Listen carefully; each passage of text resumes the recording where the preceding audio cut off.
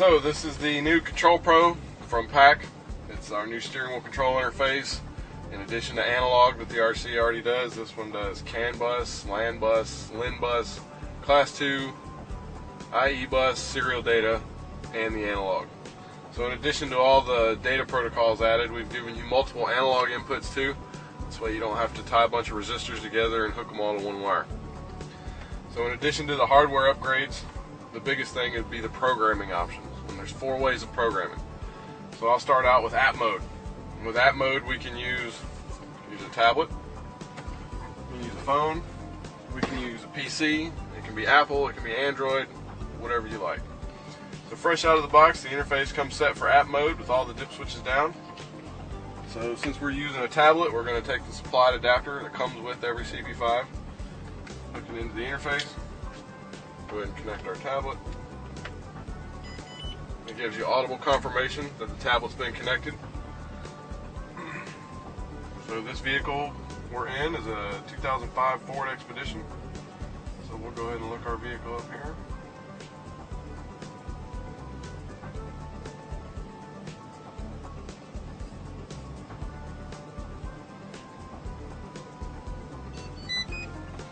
So now I just programmed it for this vehicle. So if the customer's happy with the buttons working at face value, you can go ahead and install it in the vehicle and it'll just work. However, if you would like to remap the buttons, we also give you that option in the app. So what you're seeing here is a list of all the possible buttons in this vehicle, along with all of the possible functions for the radio. Since this particular vehicle does not have the seek up and down buttons, go ahead and set those to none. Now we'll go down here and repurpose our fan buttons to do our track up and track down.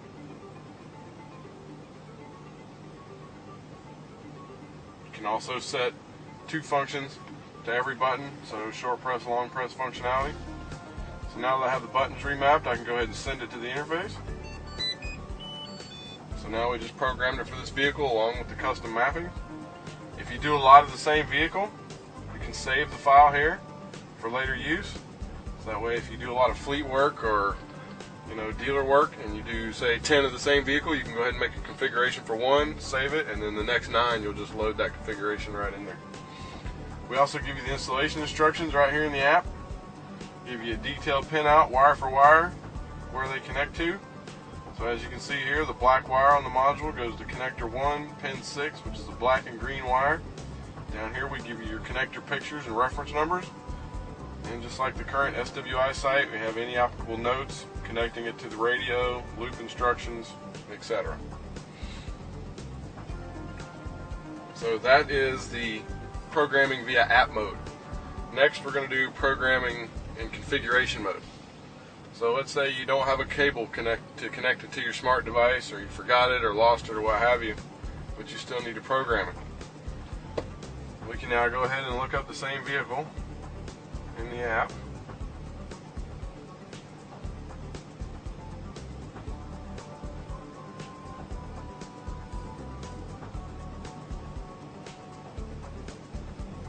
Now we have our vehicle, our wiring options, our radio. We hit next. This time it's going to give us the installation instruction first because it does not see an interface connected. If you're programming it with a tablet or a phone, it has to be connected to the vehicle in order to communicate.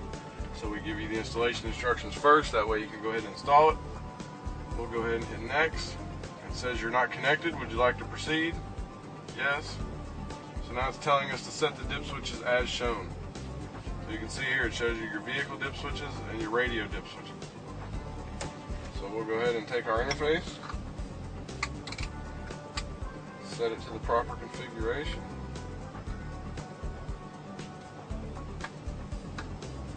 Plug it in,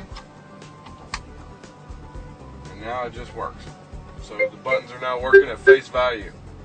However, if the customer would still like them to be remapped, we can do that the old-fashioned way using the programming button.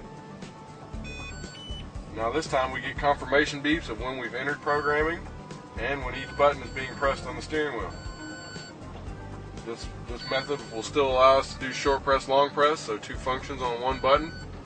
And we can skip functions from the programming button just like the way it is with the RC. So we'll go ahead and let that mode time out. Audible confirmation, the mode's timed out and programming is complete. That's the second way of programming. The third way is what we're calling manual mode. So now I can take all the vehicle dip switches, put them all up. Got the radio dip switches set for Pioneer, connect it. So now basically what we have is an SWIRC. It doesn't know what kind of car it's in, it doesn't know what the buttons are doing.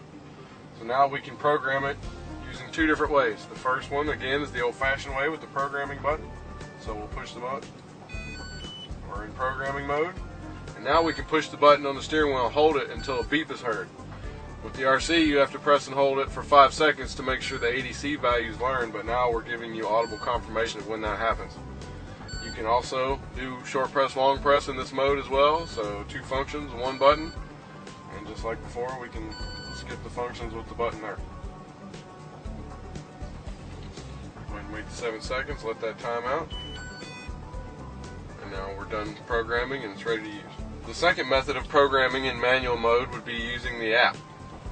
So now we will take our supplied adapter, go ahead and connect it to the interface, connect our tablet to the interface, and this time when it connects, it's going to read the dip switches are in manual mode, and then it's with a Pioneer radio.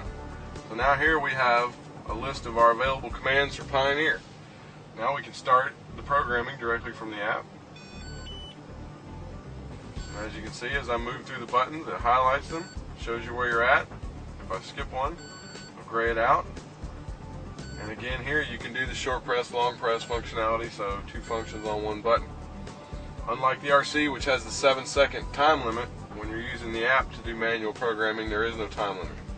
So if you're in the middle of programming and the phone rings or a customer comes in, you can put the tablet down, go do what you have to do, come back, and it'll be here for you, and you can continue right through the programming. Learning mode ended. Now it's programmed the way we see here. The fourth and final way of programming is using a USB stick.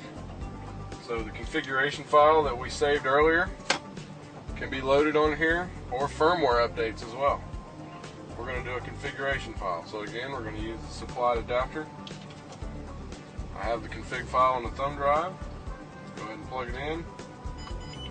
Gives me audible confirmation it's been connected. There we go. It just reflashed the module for the custom mapping table I saved to that thumb drive.